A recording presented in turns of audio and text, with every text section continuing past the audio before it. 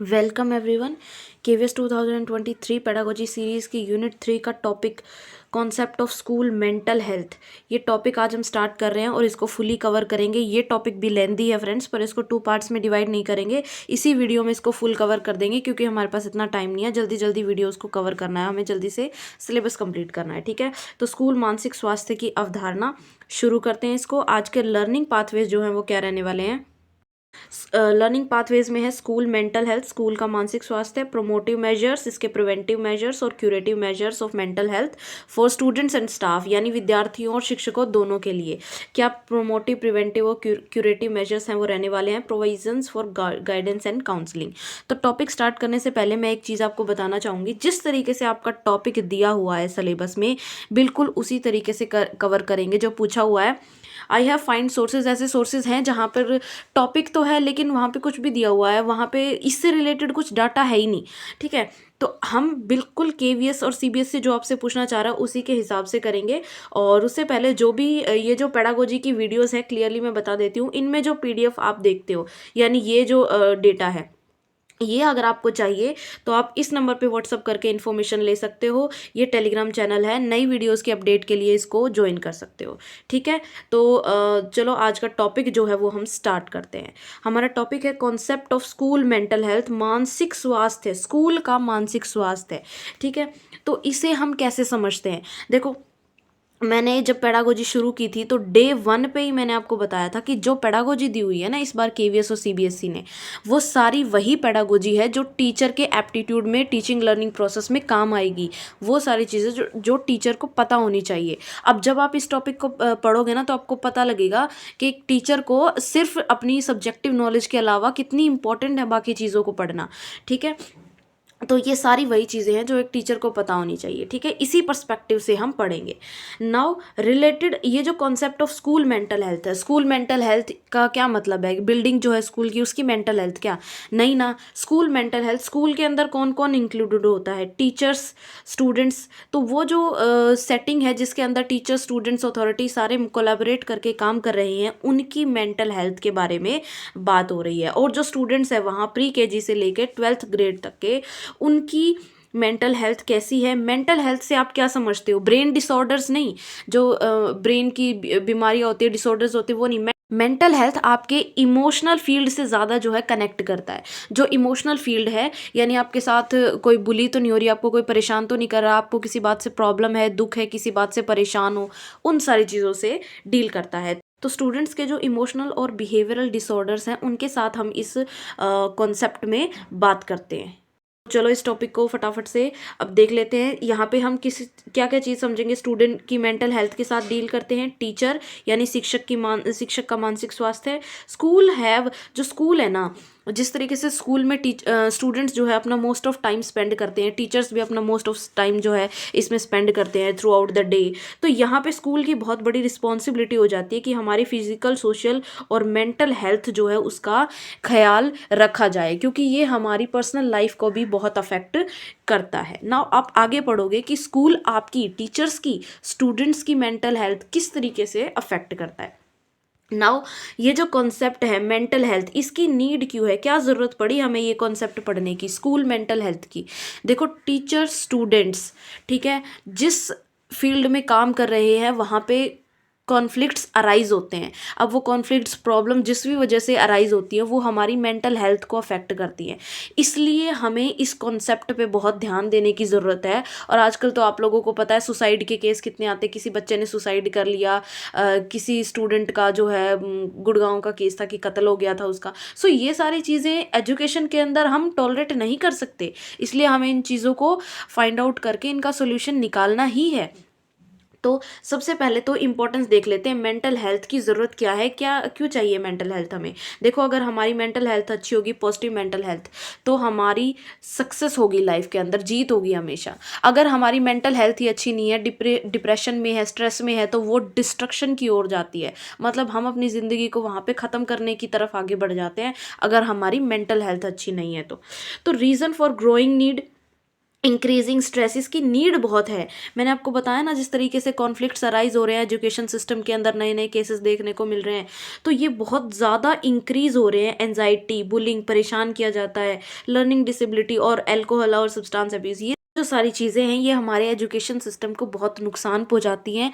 हमारा जो youth power है उसको बहुत ज़्यादा नुकसान पहुंचाती है। दूसरा, इसकी नीड इसलिए है क्योंकि इसमें ट्रेंड प्रोफेशनल चाहिए, यानी इसमें सिर्फ टीचर या अथॉरिटी, उनके पास और भी काम होते हैं, ऐसे प्रोफेशनल चाहिए हमें जो सिर्फ इसी एक टॉपिक पे वर्क करे, स्कूल की मेंटल हेल्थ को सुधारे, स्टूडेंट्स के साथ डील करे, टीचर्स के साथ डील करे और एक पॉजिटिव एनवायरनमेंट को क्रिएट करके रखे। वो इमोशनल और बिहेवियरल चेंजेस हैं उनको एनालाइज करेंगे और उनका सोल्यूशन देंगे। ठीक है। इम्पॉर्टेंस, नाउ इसकी इम्पॉर्टेंस क्या है, देखो अब हमें पता कैसे चला। जो नेशनल मेंटल हेल्थ सर्वे हुआ था, मानसिक स्वास्थ्य सर्वेक्षण 2016 में जो हुआ था, उसके अकॉर्डिंग जो 150 मिलियन सिटीजन्स हैं हमारी कंट्री के, उनको केयर और सपोर्ट की ज़रूरत है मेंटल हेल्थ वेलबींग के लिए। सोचो 150 मिलियन लोग, कम नहीं होते, बिल्कुल कम नहीं होते। ठीक है। तो इतने लोगों को केयर और सपोर्ट की ज़रूरत है, मतलब इतने लोग मेंटल हेल्थ से उनकी बेकार है, मेंटल हेल्थ अच्छी नहीं है, तो जब वो अच्छे नहीं हैं तो वो अपनी इनपुट कैसे दे पाएंगे कंट्री के लिए या किसी भी फील्ड में। ठीक है। तो उनको socially, psycho socially, morally, emotionally और इंटेलेक्चुअली डेवलप करने के लिए हमें इसकी ज़रूरत है, इस एजुकेशन की ज़रूरत है। नाउ इसके लिए म्यूचुअली सेटिस्फाइड रिलेशनशिप्स जो हैं उनको हम डेवलप कर सकते हैं। दूसरों की जो इमोशंस हैं उनके लिए अवेयर हो सकते हैं, उनके साथ सिंपैथी रख सकते हैं, सहानुभूति रख सकते हैं। उनके प्ले एंड लर्न में क्या होता है कि कुछ ऐसी एक्टिविटीज़ जो है अरेंज कराई जाएं जो खेल के या और सारी चीज़ों में लोगों के साथ कोलैबोरेट करके हम सीख सकें। Develop sense of right and wrong, right और रॉन्ग की सेंस जो है डेवलप करना बहुत ज़रूरी है, इसलिए ये टॉपिक बहुत इंपॉर्टेंट है। Resolve problems and setbacks and learn from them, problems को सॉल्व करना और उनसे सीखना कि एक्चुअल में ये प्रॉब्लम क्यों हुई और आगे वो प्रॉब्लम या कोई भी समस्या ना हो वैसी। ठीक है। नाउ टीचर्स के लिए इसकी नीड और इम्पोर्टेंस क्या क्या है, देखो सिलेबस में साफ साफ मेंशन है कि फॉर स्टूडेंट्स एंड स्टाफ। यहाँ पे आप सिर्फ स्टूडेंट पे फोकस नहीं कर सकते, टीचर्स जो हैं वो भी ह्यूमन बींग्स हैं। ठीक है। तो उनकी प्रॉब्लम्स पे भी फोकस करना है। जो टीचर्स का फ्रेमवर्क है, वो लोग आपस में रहते हैं, उनके भी कॉन्फ्लिक्ट्स अराइज होते हैं। एक स्कूल सिस्टम में जब आप जाओगे तो टीचर्स की आपस में नहीं बनती है, बुलिंग और एक दूसरे को टॉन्टिंग वो वहाँ पे भी चलती है। सिर्फ स्टूडेंट्स बुली नहीं होते, टीचर्स भी होते हैं। सो दोनों की मेंटल हेल्थ बीइंग ज़रूरी है। तो ये जो कॉन्सेप्ट ऐड किया है स्कूल मेंटल हेल्थ का सीबीएसई ने, ये सीधा सीधा कहता है कि मेंटल हेल्थ सबकी एक स्कूल के अंदर ज़रूरी है, टीचर्स की भी, स्टूडेंट्स की भी। उनको उनकी मेंटल हेल्थ को अच्छी रहने दो और खुद की भी अच्छी रखो। नाउ टीचर्स के लिए क्यों इम्पोर्टेंट है, जो टीचर है वो अपने इमोशंस तो अच्छे से समझता ही है, वो टीचर स्टूडेंट का जो रिलेशन है उसको भी बहुत अच्छे से समझता है। टीचर जो है वो स्टूडेंट की हेल्प कर सकता है कम्युनिकेशन में, आपस में अच्छे से बातचीत करने में। और उसके अलावा जो स्टूडेंट्स हैं वो जो भी प्रॉब्लम्स फेस कर रहे हैं उनकी हेल्प कर सकता है। पॉजिटिव लर्निंग एनवायरनमेंट जो है वो डेवलप करना एक टीचर के ही हाथ में है। और जो टीचर है वो बच्चों के साथ बॉन्ड डेवलप करे अच्छा, और उनका जो स्ट्रेस है जो गोइंग अप हो रहा हो, मतलब ज़्यादा जा रहा हो, तो उसको भी स्लो डाउन करने में टीचर का बहुत ही मेन रोल है। तो इसलिए जो कॉन्सेप्ट है ये टीचर्स के लिए भी बहुत इंपॉर्टेंट है। नाउ प्रोमोटिव डायमेंशंस की बात करते हैं। प्रोमोट कैसे कर सकते हैं हम इसको, है ना, मेंटल हेल्थ को प्रमोट करना। देखो मेंटल हेल्थ जो है ना, अगर मेंटल हेल्थ ख़राब होती है, 3 स्टेजेस हैं। पहले आपकी मेंटल हेल्थ अच्छी है, ठीक है, वो ख़राब ना हो तो उसके लिए प्रोमोटिव डायमेंशंस रखे जाते हैं कि ऐसी चीज़ें, एक्टिविटीज़ हम ऑर्गेनाइज कराएं कि बच्चों की जो मेंटल हेल्थ है वो अच्छी है और वो अच्छी बनी रहे। दूसरी बात ये है प्रोमोटिव मेंशन। प्रिवेंटिव मतलब कोई ऐसी चीज़ हम करें कि जिससे ऐसी कोई दुर्घटना या कोई ऐसा इंसिडेंट ना हो जिससे बच्चों की मेंटल हेल्थ ख़राब हो। और तीसरा हमारे पास पूछा गया है क्यूरेटिव, मान लो किसी भी रीज़न से मेंटल हेल्थ ख़राब हो गई, ठीक है, तो उसको क्योर कैसे करें, उस प्रॉब्लम का सोल्यूशन कैसे फाइंड आउट करें, ठीक है। ये सारी चीज़ें एक टीचर को बिल्कुल पता होनी चाहिए कि उसे मेंटल हेल्थ कैसे बनाए रखनी है, क्या चीज़ें करनी है क्या नहीं करनी है, वो प्रिवेंटिव हो गया, और अगर कोई प्रॉब्लम आई भी है तो उसे कैसे सॉल्व करना है, ठीक है। तो नाउ प्रोमोटिव डायमेंशंस की बात हम करते हैं। देखो प्रमोट कैसे कर सकते हो आप, सीधा सीधा केयर करो, देखभाल रखनी है आपको, केयर रखनी है इस बात की कि मेंटल हेल्थ बनी रहे। कैसे? Creating awareness about mental health. Mental health यानी मानसिक स्वास्थ्य के बारे में जागरूकता पैदा करो, स्टूडेंट्स को बताओ, टीचर्स को बताओ, सबको एक किसी इंसिडेंट का एग्जाम्पल बताओ। जब लोग उसको सुनेंगे, उसको समझेंगे, तो वो ऐसा कोई काम करेंगे ही नहीं जिससे कोई प्रॉब्लम आए, है ना। तो addressing the importance of mental health, इसकी इम्पोर्टेंस बताओ कि ये ज़रूरी क्या है। जब कॉन्सिक्वेंसेस बताओगे कि इससे ये प्रॉब्लम्स हो सकती हैं, तो लोग उस चीज़ को करने से पीछे हट जाते हैं। उसके बाद redefining the roles and responsibilities of stakeholders, इसमें फैमिली आ जाती है, कम्युनिटी आ जाती है। तो ये जो लोग हैं, इनकी रिस्पॉन्सिबिलिटीज़ और रोल्स हैं, उनको डिफ़ाइन करना कि फैमिली को इस तरीके से ये रोल करना चाहिए, कम्युनिटी को इस तरीके से होना चाहिए, वो सारी चीज़ें। और ई से है एल्यूसिडेटिंग इनोवेटिव वेज, आपको इसमें इनोवेटिव वेज डालने हैं जिससे मेंटल हेल्थ प्रमोट हो, जैसे योगा एक्सरसाइजेज, है ना, ब्रीदिंग कंट्रोल और ये सारी चीज़ें, ठीक है। नाउ प्रोमोटिव डायमेंशंस टीचर्स के लिए क्या रहने वाले हैं, जो अभी हमने स्टूडेंट्स के लिए बताए हैं ये तो हैं ही हैं, टीचर्स के लिए भी ये तो हैं ही हैं, बट कुछ और एडिशन में है, वो है सेल्फ केयर। आप खुद से क्या करो, अपनी केयर करो, क्योंकि आप स्टूडेंट्स से ज़्यादा मैच्योर हो। स्टूडेंट्स तो वो तो पढ़ते बच्चे हैं, उनको तो डायरेक्शन देनी पड़ती है, बट आप जो है वो ज़्यादा अवेयर हो। तो आपको एवरी डे आपको याद रखना है कि every day is a fresh start. आपको हर दिन एक नई शुरुआत करनी है, एक पॉजिटिविटी के साथ कि आज कुछ अच्छा होगा। Spend some time with nature के साथ टाइम स्पेंड करना है, और ये सारा डेटा सीबीएसई ने दिया है, ठीक है, सीबीएसई द्वारा डिफाइंड है ये डेटा, मैं कुछ भी अपनी तरफ से नहीं पढ़ाती। जो डिफाइंड डेटा होता है वही मैं आप लोगों के लिए लेके आती हूँ। Read a good book to relax mind, एक गुड बुक जो है आपको पढ़नी है। डू पॉजिटिव सेल्फ टॉक, अपने आप के साथ, खुद के साथ जो है बातें करोगे आप, वो बहुत ही पॉजिटिव होने चाहिए। जैसे मेरा दिन आज बहुत अच्छा जाएगा, आज मैं बच्चों को कुछ नया और अच्छा सिखाऊंगी, है ना, इस तरीके से। Connect with A uplifting college, uplifting colleague का क्या मतलब है कि यानी जो आपके फ्रेंड्स हैं, कलीग्स हैं, वो जो अच्छा काम कर रहे हैं किसी फील्ड में, उनके साथ आप कनेक्ट कीजिए। क्योंकि जब आप अपने से ज़्यादा अच्छा काम करने वाले लोगों के साथ कनेक्ट करते हो ना, तो आप भी उनके जैसे बनते चले जाते हो, और आपकी भी सोच जो है वो एक नेक्स्ट लेवल पे जाती है।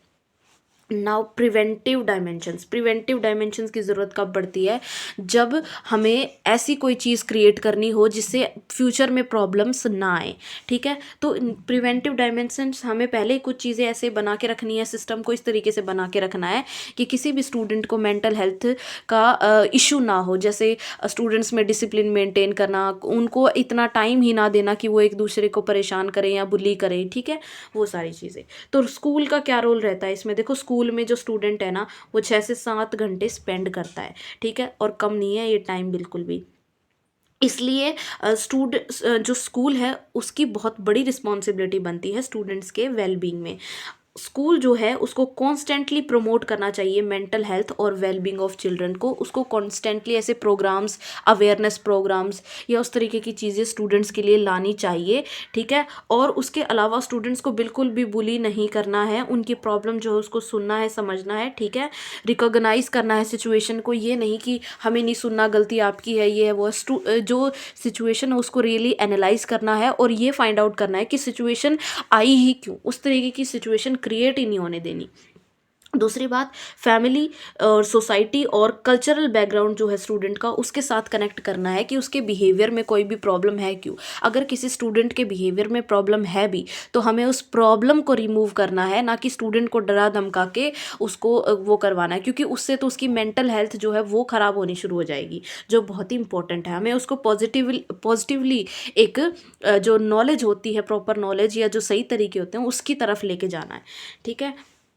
नाउ ये जो प्रॉब्लम्स अराइज होती हैं, इसके प्रिवेंटिव डायमेंशंस यानी इसको रोकने के लिए हमें पहले ही आइडेंटिफाई करना चाहिए, मतलब एक्टिव रहना है कि कहीं कोई प्रॉब्लम अराइज ना हो जाए, ठीक है। और जो इंडिविजुअल्स हैं उनके लिए सिस्टमैटिक लेवल्स जो है उनको डिफाइन करना चाहिए। उसके बाद फैमिली का क्या रोल है, ठीक है। प्रिवेंटिव डायमेंशंस में फैमिली जो है उसके साथ स्टूडेंट का जो ब्रिंगिंग अप होती है वो एक फैमिली एक कल्चर में ही होती है, और वहाँ पे अगर फैमिली में रिलेशंस अच्छे हैं, सबके सब आपस में अच्छे से बात करते हैं, उनको अच्छे से अनकंडीशनल लव, रिस्पॉन्सिबिलिटी, सेफ्टी मिलती है, सुरक्षा और सिक्योरिटी मिलती है, ठीक है, तो स्टूडेंट्स या जो चाइल्ड है उसके अंदर भी एक पॉजिटिव एटीट्यूड रहता है। ग्रैंड पेरेंट्स जो हैं उनका बहुत बड़ा इन्फ्लुएंस होता है स्टूडेंट्स के ऊपर, चाइल्ड्स के ऊपर, क्योंकि वो ज़्यादा कनेक्ट होते हैं उनसे।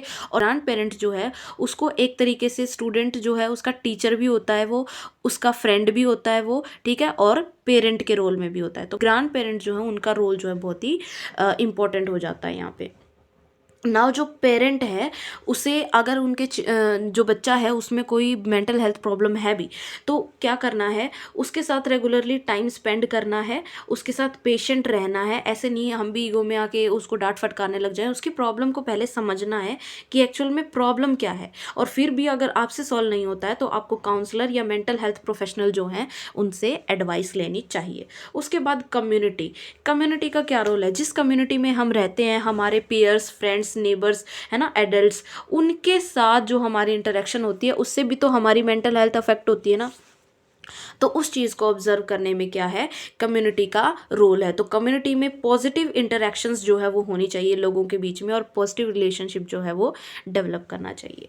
नाउ क्यूरेटिव डायमेंशंस का मतलब है कि मान लो प्रॉब्लम, अब कोई प्रॉब्लम क्रिएट हो गई तो उसको क्योर कैसे करना है, उसका उपचार कैसे करना है, क्या सोल्यूशन फाइंड आउट करोगे, ठीक है। तो उपचार करने से पहले मैं आपको बता दूं, ये model of psycho social wellbeing है, इसको स्टडी करते हैं हम। देखो, मेंटल वेलबींग, सबसे पहले जो स्टूडेंट है उसकी मेंटल वेलबींग को हमें मैनेज करना है, ठीक है। इसमें एंटायर स्कूल कम्युनिटी का रोल होता है, मतलब सारी स्कूल कम्युनिटी इसमें होगी, करिकुलम के साथ इंटीग्रेटेड होना चाहिए उनकी मेंटल वेलबींग के लिए। फिर नेक्स्ट स्टेप में जो सारे स्टूडेंट्स और टीचर्स हैं इसमें इंक्लूड होते हैं, स्टूडेंट्स को मेंटल हेल्थ की आपको नॉलेज देनी है, कि उनको इस रिगार्डिंग उनको सचेत करना है, उनको अवेयर करना है, ठीक है। ये आपके जनरल हेल्थ करिकुलम का पार्ट होगा। तीसरा, मान लो कोई साइको सोशल प्रॉब्लम जो है अराइज हो गई, तो वहाँ पे टीचर्स, काउंसलर्स, पीयर्स या मेंटर्स वहाँ पे उस प्रॉब्लम को सॉल्व करने की कोशिश करें। स्टूडेंट्स जो हैं उनको एडिशनल हेल्प यहाँ पे चाहिए होती है। चलो ये कोई हो गई छोटी मोटी प्रॉब्लम, लेकिन अगर प्रॉब्लम बहुत ज़्यादा हो जाती है तो उस केस में काउंसलर, स्कूल डॉक्टर, एक्सपर्ट जो बिल्कुल प्रोफेशनल्स होते हैं उनके साथ हमें कांटेक्ट करना चाहिए, ठीक है। तो ये स्टेप्स होते हैं कि प्रॉब्लम जो है कैसे बढ़ती है। नाउ क्यूरेटिव डायमेंशन स्टाफ या स्टूडेंट्स के लिए क्या रहने चाहिए। देखो, बोथ स्टाफ और स्टूडेंट्स के लिए सबसे पहले तो पॉजिटिव सेल्फ अफर्मेशंस, ये जो टॉपिक है ना अफर्मेशन वाला, पॉजिटिव थिंकिंग वाला, ये टॉपिक आजकल इतना बढ़ रहा है, और ऐसा नहीं है कि ऐसे ही बढ़ रहा है, बहुत लोगों को इससे फ़ायदा भी हुआ है। तो सीबीएसई ने भी इसको जो है ऑब्जर्व किया है और इसको देखो करिकुलम के अंदर ऐड किया है। तो पॉजिटिव सेल्फ अफर्मेशंस जो है टीचर्स और स्टूडेंट्स दोनों के लिए दी जाती हैं। कुछ सेल्फ टॉक के लिए, अपने खुद से बात करने के लिए कुछ एक लाइंस बोली जाती हैं, ठीक है, उन्हें पॉजिटिव सेल्फ अफर्मेशंस कहते हैं। नाउ गाइडेंस एंड काउंसलिंग की ज़रूरत पड़ती है। अगर प्रॉब्लम बढ़ जाती है तो वहाँ पे स्टूडेंट को गाइडेंस की ज़रूरत होती है, अगर उसकी हेल्थ अच्छी नहीं है या फिर वो किसी प्रॉब्लम को फेस कर रहा है। काउंसलिंग, उसकी प्रॉब्लम को प्रॉपर स्टेप्स के साथ आइडेंटिफाई करके सॉल्व किया जाता है।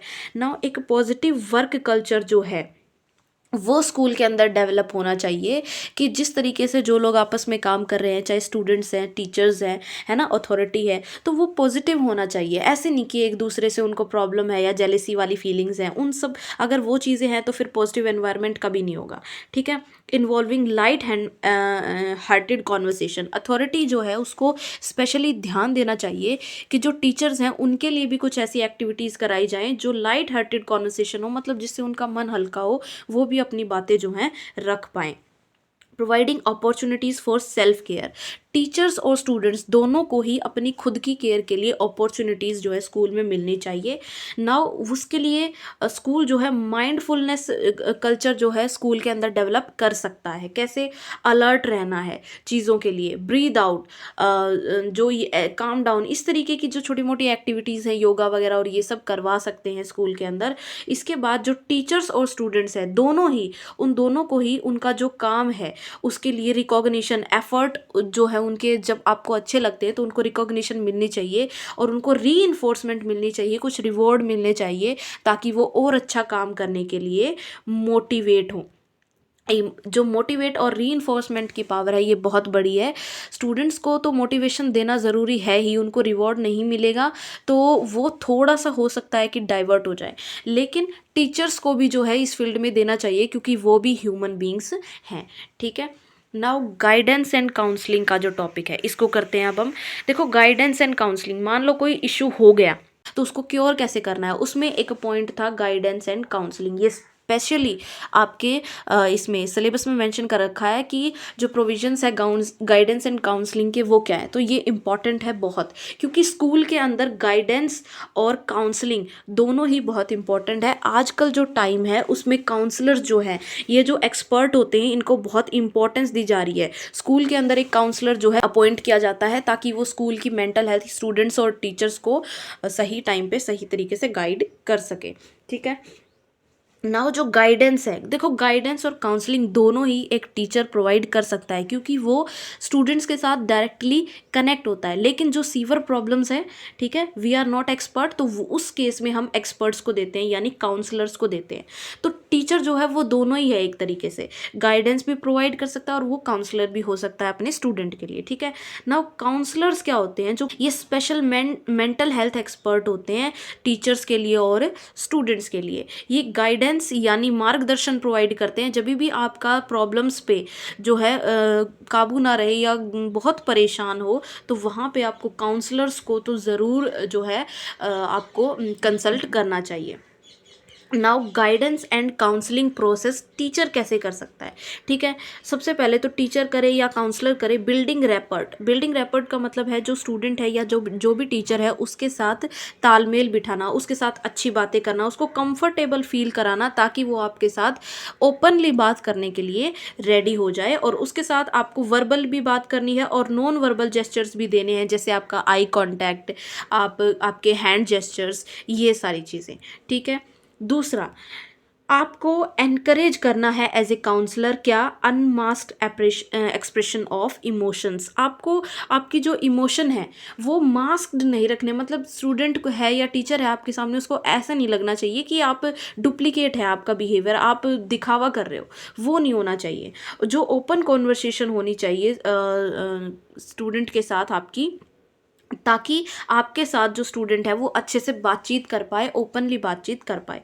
Non judgmental listening and feedback, आपको स्टूडेंट को जज नहीं करना है कि आप बुरे हो, अच्छे हो, ये हो, वो हो। वैसे तो जज किसी को भी नहीं बनना चाहिए, लेकिन जो काउंसलर है उसको जज नहीं बनना है बिल्कुल भी, अच्छा बुरा नहीं करना, उसको प्रॉब्लम को समझना है। ठीक है, स्टूडेंट जो है या जो भी आपके पास आया है अपनी प्रॉब्लम लेकर, उसके लिए आपको इम्पैथी होनी चाहिए। जैसे डॉक्टर के पास जाते हैं तो डॉक्टर ये थोड़ी कहता है कि आपको सर्दी में बाहर नहीं जाना चाहिए था, ये काम नहीं करना चाहिए था, वो नहीं करना चाहिए था, वो मेडिसिन देता है ना आपको आपकी प्रॉब्लम आइडेंटिफाई करके। तो वैसे ही काउंसलर को करना है। ठीक है, फोर्थ जो स्टेप है वो है एंश्योर कंप्लीट कॉन्फिडेंशियलिटी, पूर्ण गोपनीयता सुनिश्चित आपको करनी है कि जो भी आपके सामने अपनी प्रॉब्लम बता रहा है वो सिर्फ आपको ही पता होगी, आप किसी भी सिचुएशन में किसी दूसरे को नहीं बताओगे। चाहे आप किसी प्रॉब्लम में हो, चाहे आपकी वजह से कोई दूसरा किसी प्रॉब्लम में हो, आप उस नॉलेज को किसी दूसरे स्टूडेंट को, टीचर को, किसी को भी नहीं बताना है। ये आपने उसको एंश्योर करना है। ठीक है, नाउ काउंसलिंग जो है प्रोफेशनल्स कैसे देते हैं। ठीक है, जो प्रोफेशनल एक पोस्ट पे होता है काउंसलर, वो कैसे काउंसलिंग देगा। देखो, काउंसलिंग वो कैसे करता है, उसका मेन पर्पस होता है कि आपका जो मल अडेप्टिव और अनहेल्दी बिहेवियर है, मतलब जो आपके बिहेवियर में प्रॉब्लम है उसको वो ठीक करे, उसको हेल्दी करे। ठीक है, जैसे डॉक्टर दवाई देता है वैसे ही, लेकिन यहाँ पे दवाइयाँ काम नहीं आती है, यहाँ पे आपको कुछ ऐसी एक्टिविटीज़, उनसे बात करना या कुछ उनको अफर्मेशंस देना, ये सारी चीज़ें यहाँ पे काम करती हैं। नाउ जो काउंसलर है उसको मैनेजमेंट स्किल्स जो है वो बहुत अच्छे तरीके से आनी चाहिए, किस तरीके से वो अपना टाइम मैनेज करेगा, अपना जो डेटा है, जो चीज़ें वो कर रहा है, जो भी काम रिपोर्ट तैयार कर रहा है, वो उनको कैसे मैनेज करेगा। एकेडमिक गोल्स उसके क्लियर होने चाहिए कि मतलब मुझे स्टूडेंट्स को या अपनी एकेडमी जो है, जो भी स्कूल है, उसके लिए मेरे क्या गोल्स हैं, मुझे इसकी मेंटल हेल्थ को सुधारना है, किस तरीके से सुधारना है, क्या मेरे गोल्स होंगे, क्या मेरे मेथड्स होंगे, टेक्निक्स होंगी, वो सारी चीज़ें एक काउंसलर को पता होनी चाहिए। इंटरपर्सनल प्रॉब्लम्स को भी रिजॉल्व करेगा, यानी उनको सॉल्व करेगा। और पॉजिटिव ग्रुप बिहेवियर जो है, पॉजिटिव बिहेवियर जो है उसको बढ़ावा देना है। कॉन्फ्लिक्ट्स जितने भी हैं उनको सॉल्व करना है। कोई भी प्रॉब्लम हो, ठीक है, उनको सॉल्व करने का एटीट्यूड जो है काउंसलर के पास होना चाहिए। सेल्फ एस्टीम जो है वो एनहांस कर पाए, मतलब लोगों की जो अपने बारे में सोचना है उसको वो एक पॉजिटिव ला पाए। क्योंकि प्रॉब्लम क्या होती है ना, स्टूडेंट्स अपने आप को कई बहुत लो समझते हैं, ये बहुत बड़ी प्रॉब्लम है हमारे एजुकेशन सिस्टम के अंदर। तो सेल्फ एस्टीम को बढ़ावा देना ये एक बहुत ही इंपॉर्टेंट रोल है काउंसलर के लिए, ठीक है। Working through personal problems which cause emotional distress, ऐसी पर्सनल प्रॉब्लम्स जो इमोशनल डिस्ट्रेस यानी स्ट्रेस का कारण बनती हैं, उनको उनके ऊपर काम करना, उनके लिए सॉल्यूशन फाइंड आउट करना, ठीक है, ये एक काउंसलर के काम में बहुत इंपॉर्टेंट आता है। नाउ बेसिक काउंसलिंग स्किल्स, जब आप एक टीचर बनने जा रहे हो और अगर आप इस सारे सिलेबस को एनालाइज करोगे, खासकर इस टॉपिक को, तो ये एक टीचर को बिल्कुल काउंसलिंग के लिए गाइड कैसे करना है सारा आपको अवेयर कर देता है, और ये बहुत इंपॉर्टेंट है। अब नाउ एज ए टीचर अगर आपको काउंसलिंग करनी है किसी स्टूडेंट की, तो बेसिक काउंसलिंग स्किल्स क्या होनी चाहिए? देखो, रिफ्लेक्शन, सबसे पहले तो उसका एक इमेज आपके माइंड में बननी चाहिए, जो भी प्रॉब्लम है, कि अगर आप उस सिचुएशन में होते तो आप क्या करते या आप किस तरीके से परेशान होते। बिल्डिंग ए कनेक्ट, देन आपको कनेक्ट यानी स्टूडेंट के साथ एक बॉन्ड बनाना है, इम्पथी, उसके बाद उसके लिए सहानुभूति रखनी है आपको। जजमेंट तो बिल्कुल नहीं देनी है, जज तो बनना ही नहीं है। फोकसिंग, फोकस रखना है प्रॉब्लम पे कि क्या प्रॉब्लम है और उसके सॉल्यूशन किस तरीके से फाइंड आउट किए जा सकते हैं। पैराफ्रेजिंग, पैराफ्रेजिंग यानी जो सॉल्यूशन आप स्टूडेंट को प्रोवाइड कर रहे हो वो उसको प्रॉपरली स्टूडेंट को प्रोवाइड आपको करना है, ठीक है। Now steps of helping a student, steps क्या रहने वाले हैं अगर आप एक स्टूडेंट की हेल्प कर रहे हो? पहले तो प्रॉब्लम को आइडेंटिफाई करो, उसके बाद जो चाइल्ड की प्रॉब्लम है, ये नहीं कि हाँ मैंने आइडेंटिफाई कर ली, उसको सुनना नहीं, उसको अच्छे से सुनो, डीप में सुनो, जो भी वो बता रहा है उसकी सारी बातें हमें सुननी है।